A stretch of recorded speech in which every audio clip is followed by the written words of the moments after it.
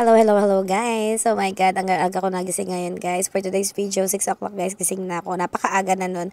Kasi akala ko nga naman ay alis kami ng maaga. Pero guys, umuulan pala. Kaya naman hindi na po kami natuloy ng maagang umalis. Pero kailang yan, nag-makeup na rin ako. Nag-ayos na rin ako dahil nga ako pinakamabagal mag-ayos dito sa bahay habang sila ay naliligo at nag-aayos sa loob. At syempre habang naghihintay ako sa kanila at ito na nga fast forward, narito kami ngayon guys sa Quatogs.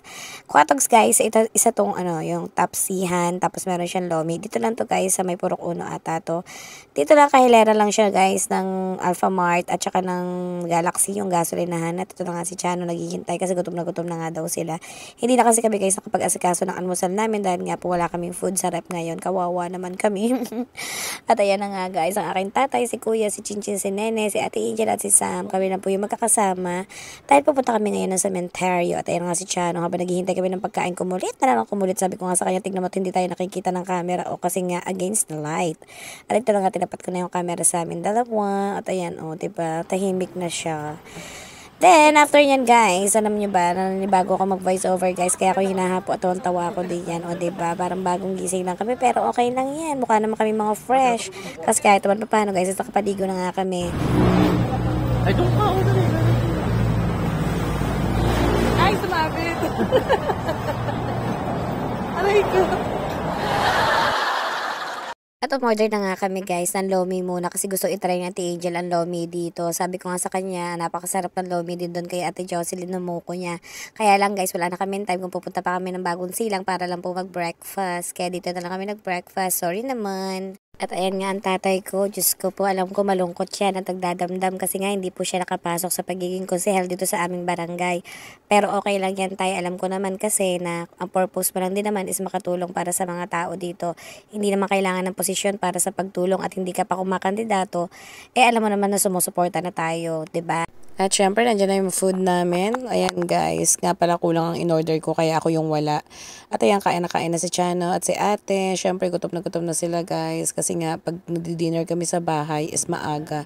So ito na guys, forward na ulit natin. Nandito na kami, bumibili na ako ng flowers para kay Papa, Mario, at saka syempre para kay Tita Rexy at para kay Lolo. So, alam nyo guys, habang nagpapagawa pa rin ako ng bulaklak, hindi pa rin nagsisink in sa utak ko kung para kanino ba talaga itong mga dinadala kong bulaklak. At nakakita nga ako ng tulips, ang ganda-ganda niya, kaya lang ang mahal-mahal. So, ito na nga si baby, hindi pa rin nagpatalo. Siyempre, bumaba din siya at sumama sa akin at nangungulit pa nga siya dito. Gusto ko, at nag-aalay lakad kami habang may dala akong bulak-bulak. Simula doon, sa dulong yon. O, dali. Hanggang dito sa gasolinahan, naglakad kami. Oh my God, oh my God. Bawal kasi mag-park doon. Sumira, napagod na. At nandito na nga kami sa tricycle ni Kuya. Akala nyo naman kung makapag-park kami. Akala nyo may 4 wheels kami guys. Wala po. At ayan, may kinukwento nga ako kay ate at hindi pumapayag si Samira na tama ang sinabi ko. Itong bata to talaga hindi sinungaling. At syempre, nandito na nga kami. Umuna muna kami sa Pines dito kay Papa. At ito nga si Jojo, ang kapatid ni Chano at ang kanyang asawang si Aileen. Shout out sa inyong dalawa. Habang si tatay at si Kuya nandun sa puno at ito na nga mga batang ito nagtatawanan. At ayan, syempre, para makita ko ng camera guys, sinapatan ko rin yung camera ko habang kami dalawang mag-ate. Ayan, mag-ate kami guys, hindi kami mag-mommy.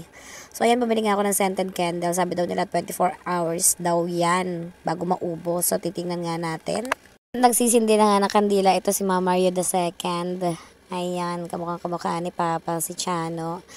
So, ayan na nga ang baby. Sabi nga niya, ang lungkot daw niya at gusto niya makita si Lolo Mario. Dapat daw magparamdam sa kanya. Sabi ko nga sa kanya, baka pag nagparamdam, ito makbo naman siya.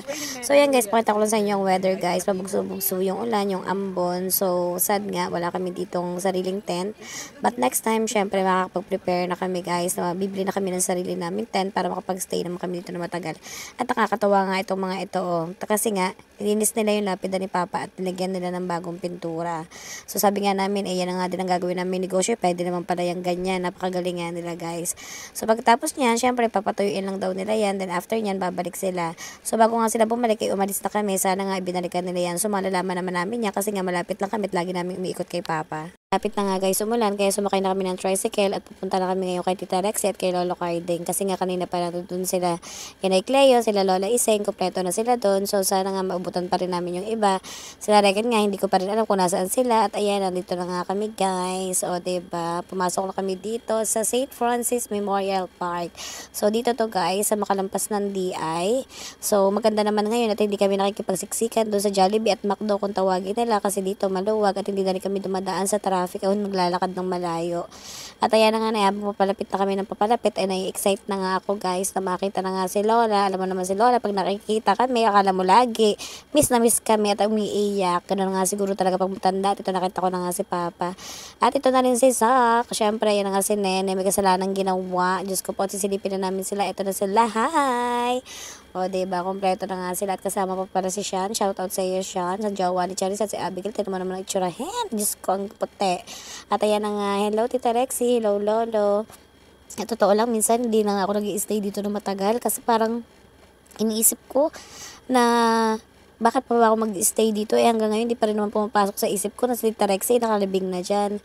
Sobrang sakit guys, sobrang lungkot para sa amin guys, yung pagkakawala ni Tita Rexy na mabilisan. Pero kailangan namin tagapit. Ay sabi ko sa inyo guys, nakita nyo naman, di ba? Umiiyak na nga si Lola, dito naman si Chano. O, sabi ko mag-video kami. Ang kulit-kulit, nagtutulog-tulukan hanggang lahat ng pressure ng katawan niya, binigay na sa akin. Ako naman tawang-tawa, mamaya naman pekon. Sobrang init ng panahon guys. Naku, tayo na nga si Kuya Ronald on. Busy-busy sa likod ko. At ito nga, tama kwentuhan lang kami dito. Naglatag lang kami dito ng tolda. Syempre guys, tayo na nga si tatay. Kumakain. Hindi ko alam kung ano kinakain niya. At nakita ko na rin si Tita Cecil. Hindi ko alam kung saan siya galing o saan siya lumabas kanina. At si Nene. At pati si Niana. Siguro nga nanggaling sila dun sa kabila kanina kay Glacy sa kanyang pamangkin. So, ayan, shout out po sa inyo. At ayan na nga, dumating na si Inay Cleo at si Tatay Kaloy kasi pagdating namin dito kanina, wala sila.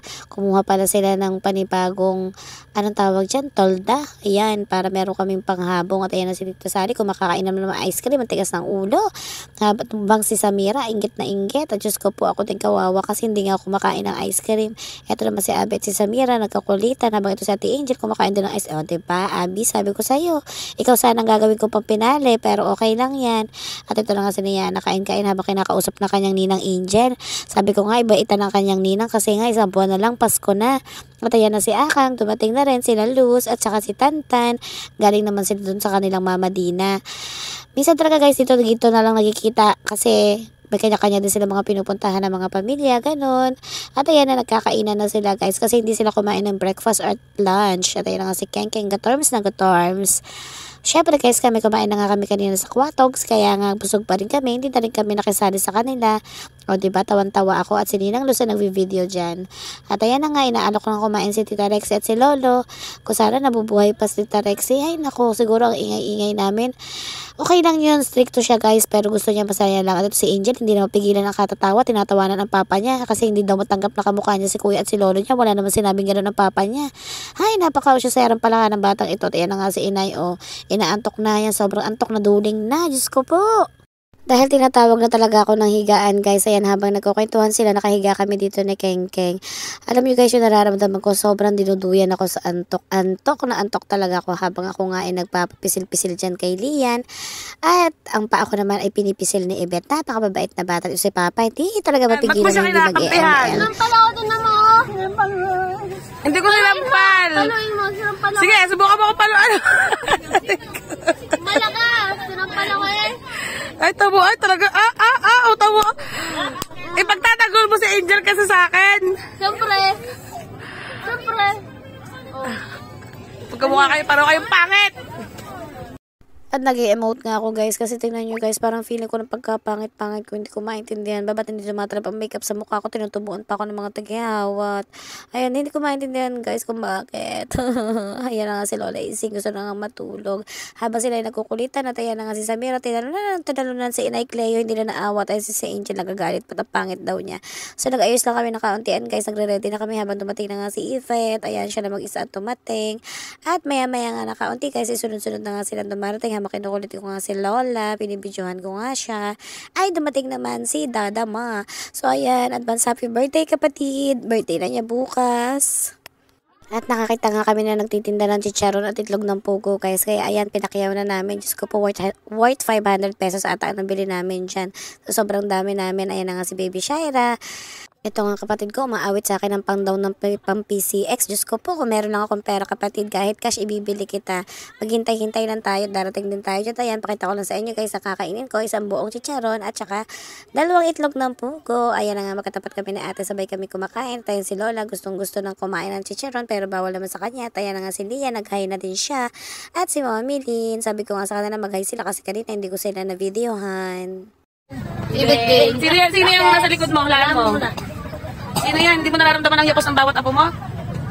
Hindi mo nararamdaman kung sino yung nasa tabi mo? Ibit nga. Ayun si Ibit. Sino yan? Sino ba paborito mong apo? Ayun si Kuya Ronald eh. Sino yan? Isa pang demonyo mong apo? Napatakaw sa alak. Sino? Sino yung laging lasing? Naapo mo, lagi mong hinahanap. Ha? Nakitaling! Asan si Bayday? Kagabi lang, paborito mo akong apo. After nakasiyahan guys, ayan pauwi na kami itong batang to, tumitirik na ang mata sa galit dahil ayaw pa daw niyang umuwi. Syempre guys, forward na lang at nakauwi na kami dito sa bahay. Syempre nagsindi ulit ako ng kandila kasi nga hindi namin nadalaw ang puntod na rekre kasi nga nasa Mindoro siya. Ay nako, kung may isip ko lang at kung kaya ko lang kayong buhayin, lahat binuhay ko na kayo para hindi nasasaktan yung puso namin ng ganito. Si Rikrek namatay lang siya ngayong year na to, kaya sobrang sakit pa rin talaga sa amin. Kapatid, nasaan ka man, babantayan mo kami, lalo na si tatay at ang mga kapatid natin. So yun lang guys for today's video. Sana ay nag-enjoy kayo at sana naging happy rin po ang inyong pamamasyal sa pagdalaw sa inyong mga mahal sa buhay. So ayan lang guys ang aming mga selfie kineme. O, diba? Yan ang mga pinuntahan namin ngayon. Hindi namin masyado napasyalan yung iba namin kamag-anak guys kasi nga medyo umaambon pa. Pero syempre kung may time po kami bukas, pupuntahan naman namin ng iba sa Memorial at ganoon na rin po sa Luma. So papasyal kami doon pag may time kami bukas at kung hindi naman po umuulan. So ayan na nga guys, syempre nag-selfie muna kami para naman meron kami mga souvenir ngayon 2023. O diba, ang sweet lang nilang lahat. Ayan nga, hindi nga ako masyado makakuha ng selfie para sa sarili ko guys dahil syempre ako may hawak ng camera lagi. Sabi ko nga sa inyo, pag yumaman ako guys, kukuha lang ako ng sarili kong photographer at sarili kong videographer. So yun lang guys for today's video. Bye!